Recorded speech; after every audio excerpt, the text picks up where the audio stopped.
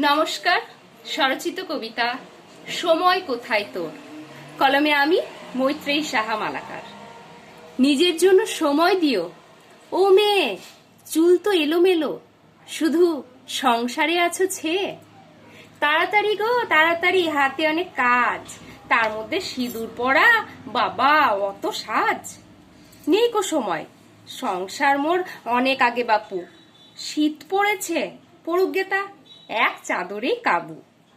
নষ্ট হয় না জিনিস যেন, দাম বেড়েছে অনেক।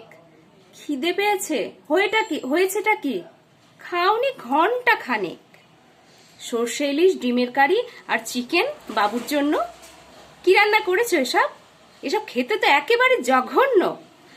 না মানে আজ মাথাটা করছিল খুব ব্যথা। আরে ছাড়ো ছাড়ো, রোজকার ওই এক ন্যাকামোর কথা।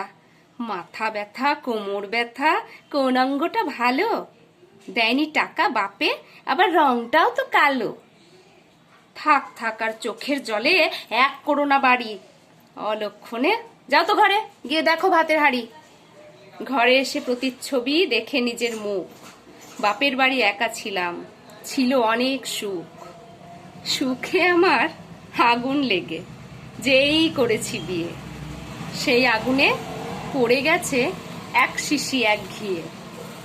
দাউ দাউ করে জ্বলছি এখন, কালো মেয়ে পণের দায়। তার উপরে আমি আবার সবার ঘাড়ে বসে খাই। সে এক অতীত ছিল, যখন সাজতে ভালোবাসতাম, সেজে কুজে আয়নার সামনে বারে বারে আসতাম, ভেবে শুধু অজানা সেই আমার প্রিয়র মুখ। এখন দেখি প্রিয়র কাছে কত বেশি সুখ। সুখে সুখে জ্বলছি শুধু দিনের শেষে রাত। তবুও প্রিয় ধরে নাকো এসে আমার হাত।